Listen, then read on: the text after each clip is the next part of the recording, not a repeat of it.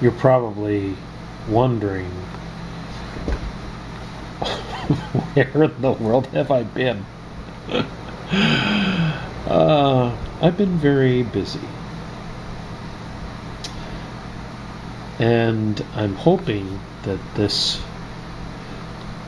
will be the start of more activity on my page.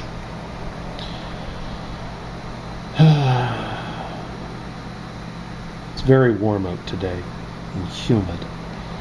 Got windows open. I got fans going. Here at the cottage we don't have air conditioning.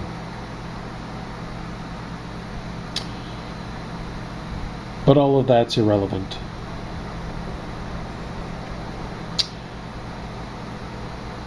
Today I'm going to start a new series, not because I'm abandoning the previous series. Okay? I do have plans for that.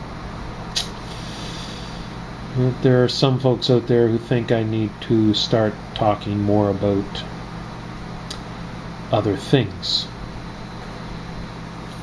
And not that they want me to not talk about the things that I started talking about. But we are going to attempt to diversify just a little. Who said the following, and to whom?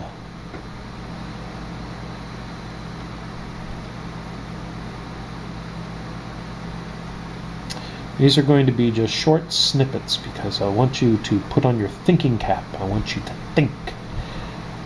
Who said this and to whom?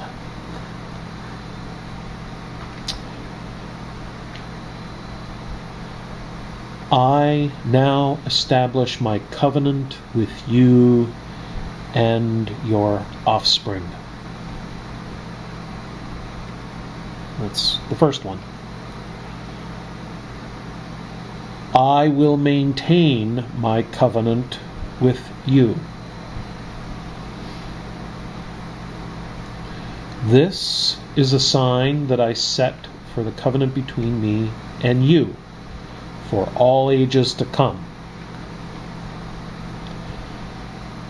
I will remember my covenant between me and you.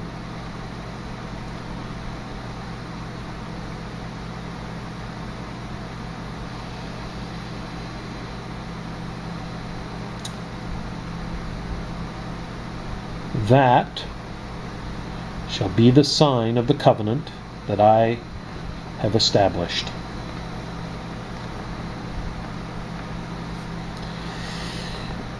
Now, probably every single Christian who hears that will say to themselves, well, God said that. And they would be correct. God did say those things. But then the question is, to whom did God say those things? Did he say it to Christians? Did he say it to Jews? Did he say it to a person, a group of people? Well, some of the text actually gives it away that it was to a person and that person's descendants.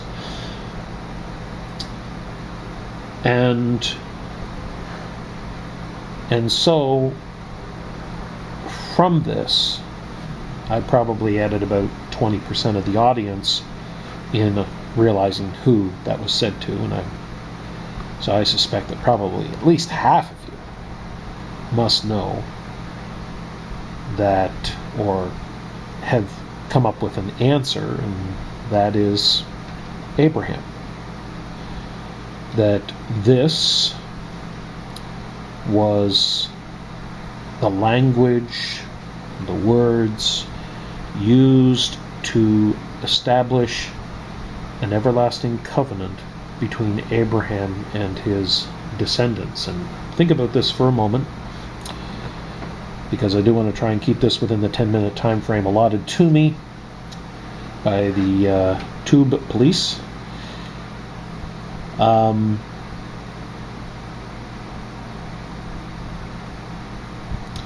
That when we look at the language and we look at the covenant and what came of that covenant, the impact to Abraham and his children, and a lot of people don't realize that Abraham had many children. He had Ishmael and Isaac initially, but after Sarah had died, Abraham did have other children.